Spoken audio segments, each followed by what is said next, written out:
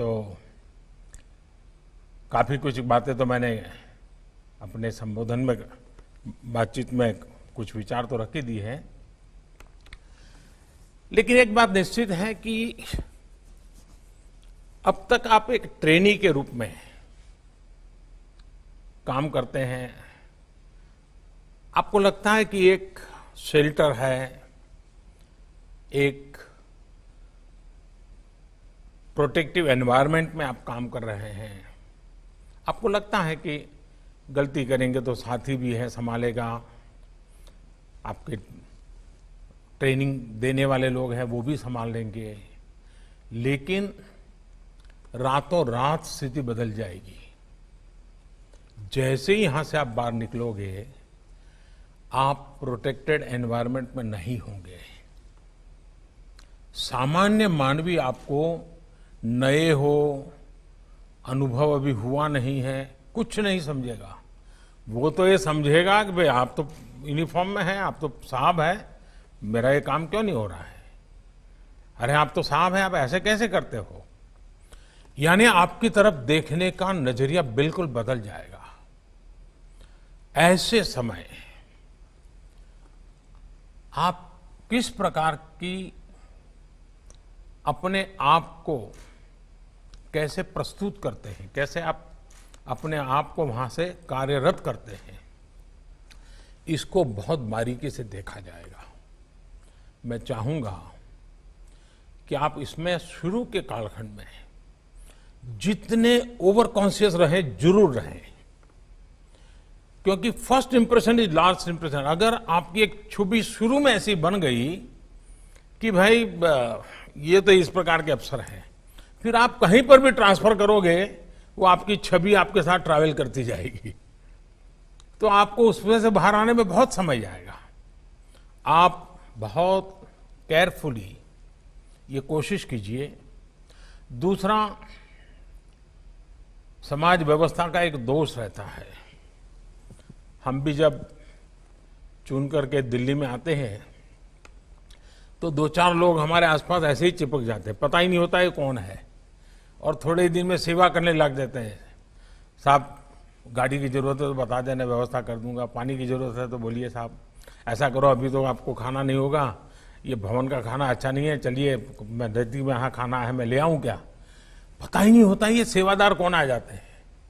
आप भी जहां जाएंगे जरूर ऐसी एक टोली होगी जो शुरू में आपको भी जरूरत होती है कि नए हैं, इलाका नया है, और अगर उस चक्कर में फंस गए तो फिर निकलना बहुत मुश्किल हो जाएगा।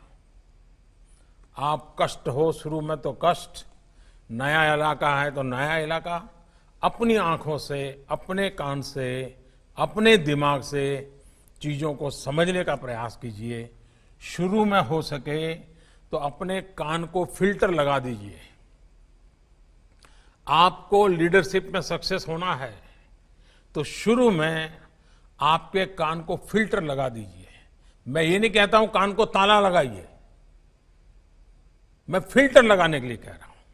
इससे क्या होगा कि जो जरूरी चीजें हैं, जो आपकी कैरियर के लिए, आपकी ड्यूटी के लिए, एक इंसान के नाते, वो फिल्टर की हुई चीजें जब आपके दिमाग में जाएगी, आपको बहुत काम आएगी। सारा कूड़ा कचरा, वरना तो आप देखिए कोई भी जाता है तो लोग उसको एक डस्टबिन मान लेते हैं, और जितना बड़ा आदमी उतना बड़ा डस्टबिन मानते हैं, और कूड़ा कचरा फेंकते ही चले जाते हैं, और हम भी उस कूड़े कचरे को संपत्ति मान लेते हैं। हम अपने मन मंदिर को जितना साफ रखेंगे उतना फायदा होगा। दूसरी एक विषय, क्या कभी हमने अपने थाने के कल्चर को बल दिया है क्या? हमारा थाना एक सामाजिक विश्वास का केंद्र कैसे बने, उसका एनवायरनमेंट। आज थाना देखिए, स्वच्छता का अभाव होता है, ये ठीक है, कुछ इलाकों में थाने बहुत पुराने हैं, जर्जरित है, मैं जानता हूं, लेकिन साफ सुथरा रखना तो कोई मुश्किल काम नहीं है। हम तय करें कि मैं जहां जाऊंगा मेरे हाथ के नीचे 50, 100, 200 जो भी थाने होंगे, उसमें ये 12-15 चीजें मैं कागज पे तय करूंगा, ये बिल्कुल पक्का करके रहूंगा। व्यक्ति को मैं बदल पाऊं न बदल पाऊं, मैं व्यवस्था को बदल सकता हूं, मैं एनवायरनमेंट को बदल सकता हूं। क्या आपकी प्रायोरिटी में ये चीज हो सके? और आप देखिए, फाइलें कैसे रखना, चीजें कैसे रखना, कोई आए तो कैसे बुलाना बिठाना, इन छोटी छोटी चीजों को आप कर लीजिए। कुछ पुलिस के लोग जब नए ड्यूटी पर जाता है तो उनको लगता है कि मेरा रौब पहले मैं दिखा दूं, लोगों को मैं डरा दूं, मैं लोगों में एक अपना हुक्म छोड़ दूं, और जो एंटी सोशल एलिमेंट हैं वो तो मेरा नाम से ही कांपने चाहिए। ये जो सिंघम वाली फिल्में देख करके जो बड़े बनते हैं, उनके लिए दिमाग में ही भर जाता है, और उसके कारण करने वाले काम छूट जाते हैं। आपके हाथ के नीचे अगर 100 लोग, 200 लोग हैं, 500 लोग हैं, उनमें क्वालिटेटिव चेंज कैसे आए, फिर एक अच्छी टीम कैसे बने, आपकी सोच के अनुसार अच्छा आप देखिए, आपको देखने का तरीका बदल जाएगा। सामान्य मानवीय पर प्रभाव पैदा करना है कि सामान्य मानवीय में प्रेम का सेतु जोड़ना है, तय कर लीजिए। अगर आप प्रभाव पैदा करेंगे तो उसकी उम्र बहुत कम होती है, लेकिन प्रेम का सेतु जोड़ेंगे तो आप रिटायर्ड हो जाएंगे, तब भी जहां आपकी पहली ड्यूटी रही होगी वहां के लोग आपको याद करेंगे कि 20 साल पहले ऐसा एक नौजवान अफसर हमारे यहाँ आया था, भाषा तो नहीं जानता था, लेकिन जो उसका व्यवहार था, लोगों के दिलों को जीत लिया था। आप एक बार जन सामान्य के दिल को जीत लेंगे, बदल जाएगा। एक पुलिसिंग में मान्यता है। मैं जब नया नया सीएम बना तो गुजरात में दिवाली के बाद नया साल होता है, तो हमारे यहाँ एक फंक्शन छोटा सा होता है जिसमें पुलिस के लोगों से दिवाली मिलन का कार्यक्रम होता है, और मुख्यमंत्री उसमें रेगुलर जाते हैं, मैं भी जाता हूं। जब मैं जाता था, पहले जो मुख्यमंत्री जाते थे वो जाकर के मंच पे बैठते थे और कुछ बोलते थे और शुभकामनाएं देके निकल जाते थे। मैं वहां जितने हूं उनको मिलता था। तो मैं शुरू में जब गया तो वहां जो पुलिस के अधिकारी थे, उन्होंने मुझे रोका, बोले साहब सबसे हाथ क्यों मिला रहे हैं आप, मत मिलाइए। अब उसमें कांस्टेबल भी होते थे, छोटे मोटे हर प्रकार के मुलाजिम होते, और करीब 100-150 का गैदरिंग होता था। मैंने कहा क्यों? अरे बोले साहब आपके तो हाथ ऐसे होते हैं कि आप हाथ मिलाते मिलाते तो शाम को आपका हाथ सूजन आ जाएगी और ट्रीटमेंट करनी पड़ेगी। मैंने कहा ये क्या सोच है आपकी? वो भी तो समझता है कि मैं जिससे मिल रहा हूं उसका हाथ बड़ा सामान्य है तो मैं उससे प्यार से मिलूंगा, लेकिन एक सोच पुलिस है मतलब ऐसा ही होगा, वो गाली बोलेगा, वो तू करेगा, फटकारेगा। ये कल्पना गलत है जी। इस कोरोना कालखंड के अंदर ये जो यूनिफॉर्म में बनी बनाई जो छवि है वो पुलिस रियल में नहीं है, वो भी एक इंसान है, वो भी अपनी ड्यूटी मानवता के हित के लिए कर रहा है। ये जन सामान्य में भरेगा हमारे अपने व्यवहार से। हम अपने व्यवहार से ये पूरा कैरेक्टर कैसे बदल सकते हैं। उसी प्रकार से मैंने देखा है कि आमतौर पर पॉलिटिकल लीडर्स और पुलिस का सबसे पहला मुकाबला हो जाता है, और जब यूनिफॉर्म में होता है तो उसको लगता है कि मैं ऐसा करूंगा तो मेरा बराबर जमेगा, और 5-50 ताली बजाने वाले तो मिल ही जाते हैं। हमें भूलना नहीं चाहिए कि हम एक डेमोक्रेटिक व्यवस्था में हैं। लोकतंत्र में दल कोई भी हो, जनप्रतिनिधि का एक बड़ा महत्व होता है। जनप्रतिनिधि का सम्मान मतलब मैं लोकतांत्रिक प्रक्रिया का सम्मान करता हूं। उसके साथ हमारे डिफरेंसेस हो तो भी उसका एक तरीका होता है, उस तरीके को हमने अपनाना चाहिए। मैं मेरा अपना अनुभव बताता हूं। मैं जब नया नया मुख्यमंत्री बना तो ये जो आपको ट्रेनिंग दे रहे हैं ना अतुल, वो उस समय मुझे ट्रेनिंग दे रहे थे और मैं उनके अंडर में ट्रेन हुआ हूं, क्योंकि वो मेरे सिक्योरिटी इंचार्ज थे, सीएम सिक्योरिटी के। तो एक दिन क्या हुआ, मुझे ये पुलिस तामझाम, मुझे मेंटली मैं फिट नहीं होता हूं, मुझे बड़ा अटपटा लगता है, लेकिन मजबूरन मुझे उसमें रहना पड़ता था। और कभी कभी मैं कानून नियम तोड़ के कार से उतर जाता था, भीड़ में है तो लोगों से हाथ मिला लेता था। तो एक दिन ये अतुल करवल ने मेरे से टाइम लिया, मेरे चैम्बर में मिलने आए, शायद उनको याद है कि नहीं मुझे मालूम नहीं है, और उन्होंने अपनी नाराजगी मुझे प्रकट की। काफी जूनियर थे वो, मैं आज से 20 साल पहले की बात कर रहा हूं। उन्होंने अपने मुख्यमंत्री के सामने आंख में आंख मिला करके अपनी नाराजगी व्यक्त की। उन्होंने कहा, साहब आप ऐसे नहीं जा सकते, कार में से आप अपनी मर्जी से नहीं उतर सकते, आप ऐसे भीड़ में नहीं जा सकते। मैंने कहा, मेरी जिंदगी के तुम मालिक हो क्या, या तुम तय करोगे क्या मुझे क्या करना क्या नहीं? वो जरा भी हिले नहीं, मैं उसके सामने बोल रहा हूं आज, वो जरा भी हिले नहीं, डिगे नहीं। उन्होंने मुझे साहब कहा, साहब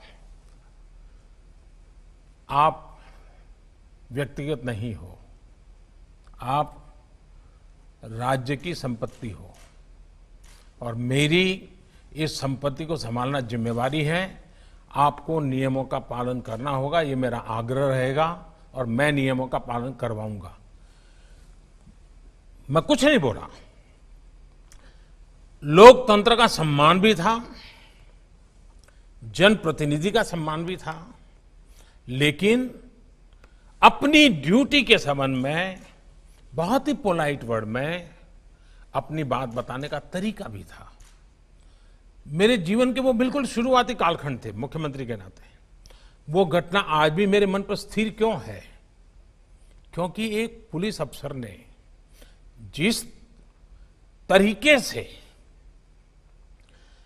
और जिस दृढ़ता से और लोकतंत्र में जनप्रतिनिधि के महत्व को समझते हुए बात रखी थी, मैं मानता हूं हर पुलिस का जवान ये काम कर सकता है, हर कोई कर सकता है। हमें इन बातों को देखना होगा। एक और विषय है, देखिए इन दिनों टेक्नोलॉजी ने बहुत बड़ी मदद की है। ज्यादातर हमें जो काम पहले हमारी कांस्टेबलरी लेवल की जो इंफॉर्मेशन होती थी, इंटेलिजेंस होती थी, उसी से पुलिसिंग का काम अच्छे ढंग से होता था। दुर्भाग्य से उसमें थोड़ी कमी आई है। इसमें कभी भी कॉम्प्रोमाइज मत होने देना। कांस्टेबलरी लेवल की इंटेलिजेंस पुलिसिंग के लिए बहुत आवश्यक होती है जी। इसमें कभी कमी भी मत आने देना।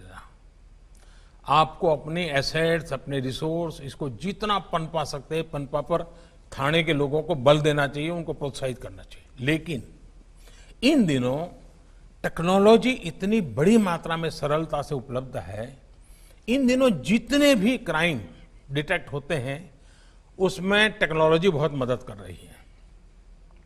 चाहे सीसीटीवी कैमरा फुटेज हो, चाहे मोबाइल ट्रैकिंग हो, आपको बहुत बड़ी मदद करते हैं, अच्छी चीज है। लेकिन इन दिनों जितने पुलिस के लोग सस्पेंड होते हैं उसका कारण भी टेक्नोलॉजी है, क्योंकि वो कहीं बदतमीजी कर देते हैं, कुछ गुस्सा कर देते हैं, कहीं बैलेंस खो देते हैं, कभी आवश्यकता से अधिक कुछ कर देते हैं और दूर कोई वीडियो उतारता है, पता ही नहीं होता है। फिर वो वीडियो वायरल हो जाता है, फिर इतना बड़ा मीडिया का प्रेशर बन जाता है और वैसे भी पुलिस के खिलाफ बोलने के लिए ज्यादा लोग मिल ही जाते हैं। आखिरकार सिस्टम को उनको कुछ दिन के लिए तो सस्पेंड करना ही पड़ता है, पूरी कैरियर में धब्बा लग जाता है। जैसे टेक्नोलॉजी मदद कर रही है, टेक्नोलॉजी मुसीबत भी कर रही है, और पुलिस को सबसे ज्यादा कर रही है।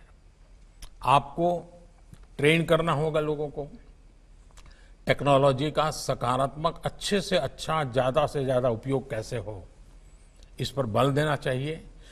और मैंने देखा कि आपकी इस पूरी बैच में टेक्नोलॉजी के बैकग्राउंड वाले लोग बहुत हैं। आज इंफॉर्मेशन की कमी नहीं है जी। आज इंफॉर्मेशन का एनालिसिस और उसमें से सही चीज निकालना, बिग डाटा और आर्टिफिशियल इंटेलिजेंस, सोशल मीडिया, ये चीजें अपने आप में आपके एक नए हथियार बन गए हैं। आपको अपनी टोली बनानी चाहिए, अपने साथ काम करने वाले लोग, उनको जोड़ना चाहिए। और आपको, और जरूरी नहीं है कि हर कोई बड़े टेक्नोलॉजी का एक्सपर्ट हो। मैं एक उदाहरण बताता हूं।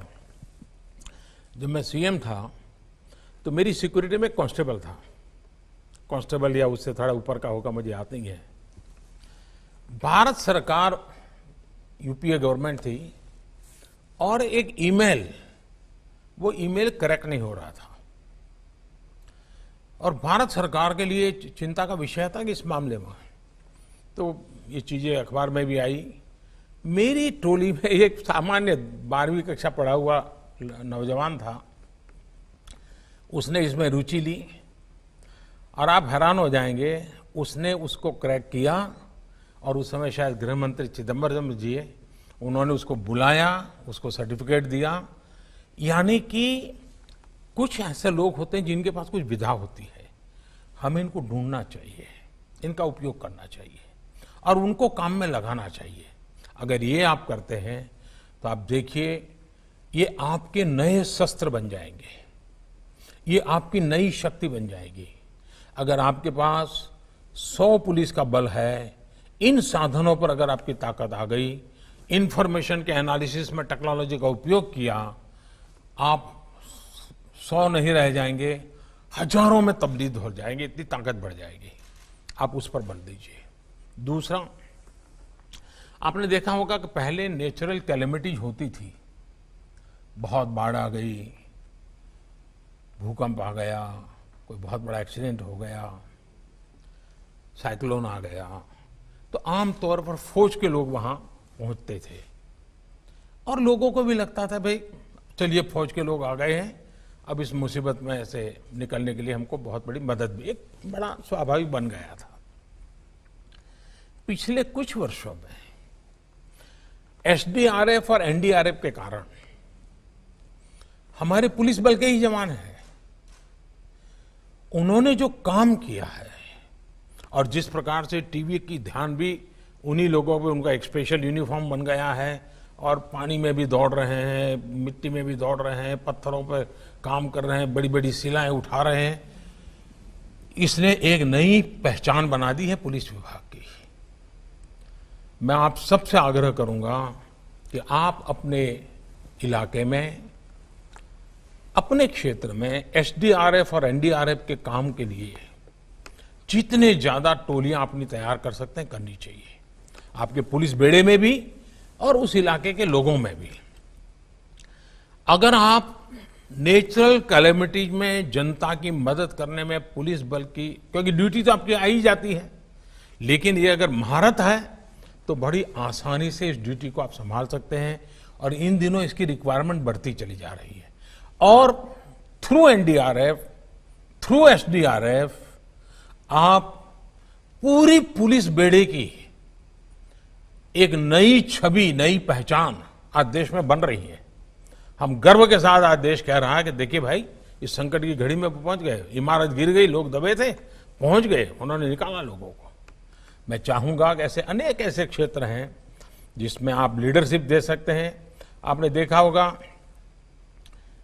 ट्रेनिंग का बहुत बड़ा महत्व होता है, हम ट्रेनिंग को कभी कम मत आगे। ज्यादातर हमारे देश में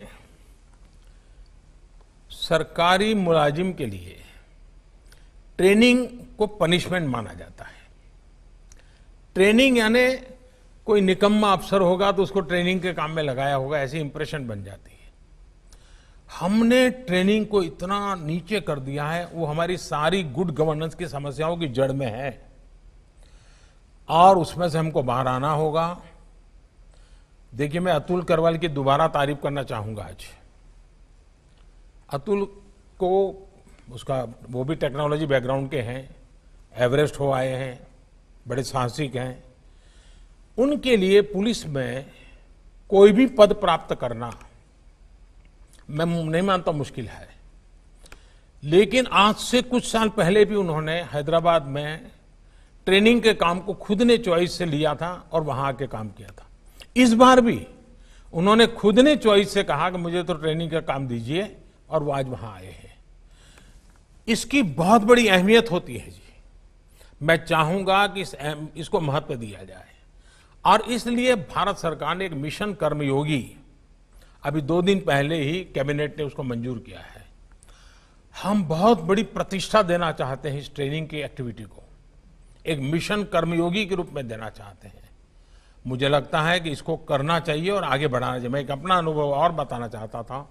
मैं गुजरात में एक 72 घंटे का एक कैप्सूल बनाया था मैंने ट्रेनिंग का, और सरकारी अफसरों को 3-3 दिन के लिए, सब प्रकार के मुलाजिम के लिए अलग अलग ट्रेनिंग थी 72 घंटे की। और बाद में मैं खुद उनका फीडबैक लेता था, क्या अनुभव आया। जब शुरू का कालखंड था तो एक 250 लोग जिन्होंने ट्रेनिंग ली थी, मैंने उनकी मीटिंग की, पूछा भाई कैसा रहा है 72 घंटे में। ज़्यादातर लोगों ने कहा था 72 घंटों को जरा बढ़ाना चाहिए, हमारे लिए बहुत उपयोगी होता है। कुछ लोगों ने कहा कि विषय, उसमें एक पुलिस वाला खड़ा हुआ, उसमें मैंने पूछा भाई आपका क्या अनुभव रहा। उसने मुझे कहा, मुझे साहब इस 72 घंटे में मैं अब तक पुलिस वाला था, इस 72 घंटे ने मुझे इंसान बना दिया। इन शब्दों की बहुत बड़ी ताकत थी। वो कहता है कि मुझे कोई मानता ही नहीं था कि मैं इंसान हूं, सब लोग ये देखते हैं मैं पुलिस वाला हूं। इस 72 घंटे की ट्रेनिंग में मैंने अनुभव किया कि मैं सिर्फ पुलिस नहीं हूं, मैं एक इंसान हूं। देखिए ट्रेनिंग की ये ताकत होती है। हमें ट्रेनिंग की लगातार, अब जैसे आपके यहां परेड, आपको पक्का करना चाहिए परेड के जो घंटे हैं 1 मिनट कम नहीं होने देंगे। आप अपने स्वास्थ्य की जितनी चिंता करें, अपने साथियों को हमेशा पूछते रहिए स्वास्थ्य का कैसा है, एक्सरसाइज करते हो नहीं करते हो, वेट कंट्रोल रखते हो कि नहीं रखते हो, मेडिकल चेकअप कराते हो कि नहीं कराते हो। इन सारी चीजों पर बल दीजिए, क्योंकि आपका क्षेत्र ऐसा है कि जिसमें फिजिकल फिटनेस सिर्फ यूनिफॉर्म में अच्छे दिखने के लिए नहीं है। आपकी ड्यूटी ऐसी है कि आपको इसको करना पड़ेगा और इसमें आपको नेतृत्व देना पड़ेगा। और हमारे यहाँ शास्त्रों में कहा गया है कि यत यत आचरति श्रेष्ठ, यत यत आचरति श्रेष्ठ तत् तत् एव इतरः जनः स यत प्रमाणम कुरुते लोकः तत् अनुवर्तते। अर्थात श्रेष्ठ लोग जिस तरह का आचरण दिखाते हैं, बाकी लोग भी वैसा ही आचरण करते हैं। मुझे विश्वास है कि आप उस श्रेष्ठ जनों की श्रेणी में हैं, आप उस श्रेष्ठता को सिद्ध करने की श्रेणी में हैं। आपको एक अवसर मिला है, साथ साथ एक जिम्मेवारी मिली है, और जिस प्रकार की चुनौतियों से आज मानव जात गुजर रही है, उस मानव जात की रक्षा के लिए, हमारे देश के तिरंगे की आन बान शान के लिए, भारत के संविधान के प्रति पूर्ण समर्पण के साथ सेवा परमो धर्मः। रूल की अपनी एक महत्ता है, लेकिन रोल इसकी विशेष महत्ता है। मैं रूल बेस्ड काम करूंगा कि रोल बेस्ड काम करूंगा, अगर हमारा रोल बेस्ड ज्यादा महत्वपूर्ण मानेंगे तो रूल तो अपने आप फॉलो हो जाएंगे, और हमारा रोल परफेक्टली हमने पालन किया तो लोगों में विश्वास और बढ़ जाएगा। मैं फिर एक बार आप सबको बहुत बहुत शुभकामनाएं देता हूं, और मुझे विश्वास है कि खाकी का सम्मान बढ़ाने में आपकी तरफ से कोई कमी नहीं रहेगी। मेरी तरफ से भी आपकी, आपके परिवारजनों की, आपके सम्मान की जो कुछ भी जिम्मेवारियां निभाने की है, उसमें कभी कमी नहीं आने दूंगा। इसी विश्वास के साथ आज के शुभ अवसर पर अनेक अनेक शुभकामनाएं देते हुए आपको मैं शुभास्ते पंथा कहता हूं। धन्यवाद।